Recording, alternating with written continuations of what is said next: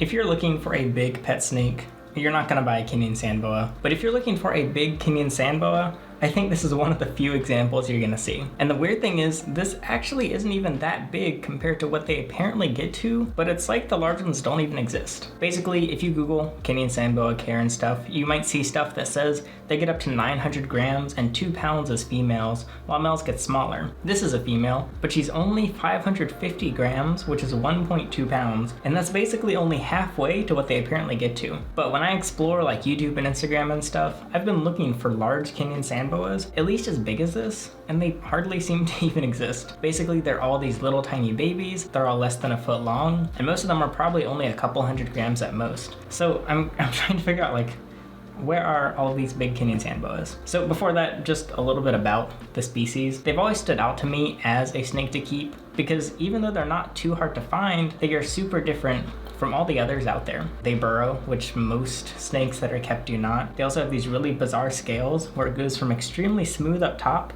to increasingly more keeled. Each scale basically has like a line down the middle, and it gets so keeled that it's extremely rough and bumpy by the end of the tail. They've also got just odd body shapes, and their heads are abnormally small compared to the rest of their body. And when you look at it, it just does not look like a snake that you're used to seeing. They also eat in a very unique way. They're kind of like mousetraps almost, because they go from totally still, totally not moving at all, not hunting or following the prey.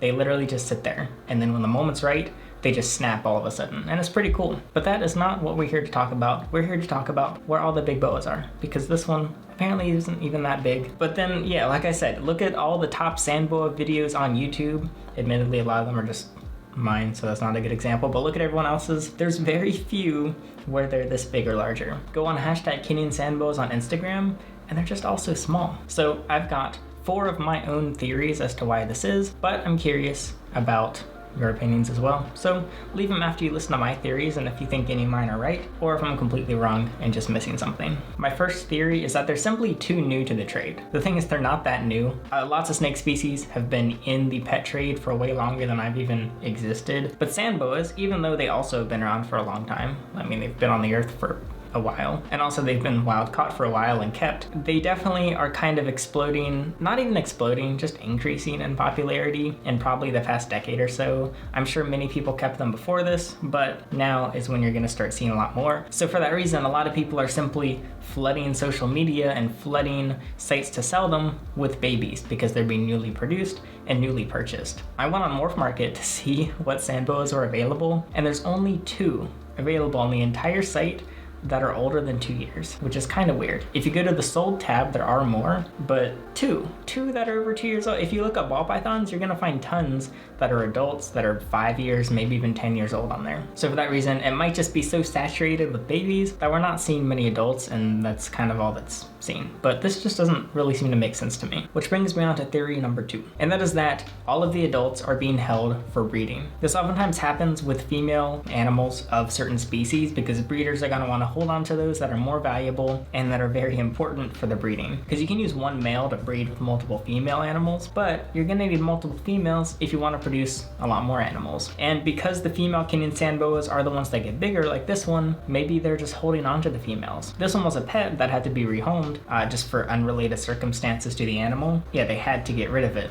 They weren't going to breed it eventually. A lot of people might be wanting to breed them, so maybe everyone's just hoarding the females because, for one, as boas, they give live birth, which is kind of cool. And they also sell for a lot more, so you don't have to worry about the whole incubation period and caring for the eggs, because it just happens inside their bodies, and they pop out as full-blown snakes, ready to live life and stuff, and that's kind of cool. So maybe more people are interested in that. And yeah, sand boas are more expensive, or even just a normal average wild type Kenyan Sand Boa is going to be more expensive than a wild type ball python or corn snake or something. But then you get fancier, like this one. This one already sold for over $400 very quickly. So I mean, yeah, they're worth a lot. And also they are a lot smaller than other snake species, so they can be kept in smaller tubs. People probably cram them into extremely small shelves just because they're so small and burrow and stuff. So I wouldn't wouldn't do that, but it probably happens, and they're kind of an efficient animal to breed, basically. They're not too easy to breed, apparently. I haven't done it, but still, maybe people are trying. My third theory is that most people are simply buying the male sand boas, which are a lot smaller, because they're probably going to be cheaper, like most reptiles.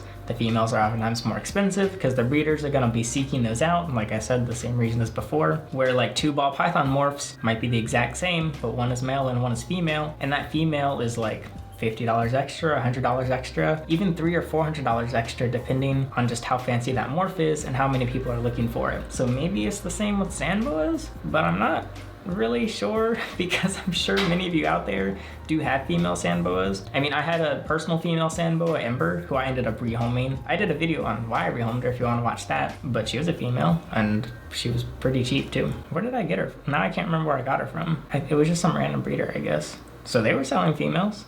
And then there's my fourth theory, which is probably the most random and outlandish, and that is that the majority of them are stunted. I don't have any actual proof of this theory, but basically my thought behind this is sand boas have very small heads, and oftentimes people are scared to feed snakes larger meals because it's a totally new thing to them. You feed a cat, each piece of kibble is going to be a lot smaller than their head. You feed a human baby, each bite is going to be very small. People are just really used to taking small bites when eating, and I think a lot of new keepers are kind of afraid to give those big meals. So you don't want to go too big, you don't want to power feed them or force it too much if it's not necessary. But because sand boas' heads are too small, I'm wondering if they're simply being underfed and not growing as much. They reach sexual maturity within a few years, so if they're not properly eating within those first few years and those newer experiences with that keeper, maybe they're not getting enough nutrition and they're simply just smaller than they should be. It's also possible that it's mixed with feeding them too infrequently. It's a pretty random theory, but that's just kind of my guess, is maybe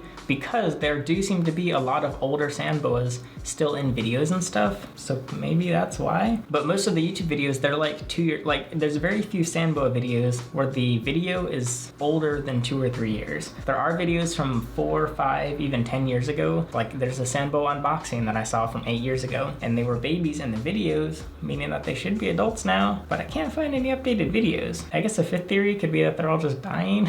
I think my fourth theory makes more sense than that. And past that, maybe it's simply the people keeping sand boas, they keep them, they raise them, they become adults, and they just don't post about them online, because honestly, that's kind of the only basis I have. But even just posting this one, people were very surprised by the size. A lot of people asked why it was so big, and I was asking that myself, because when I go to a reptile expo, it's all just these little baby sand boas. I never even see the adults. It's like they don't exist. So I'm very curious.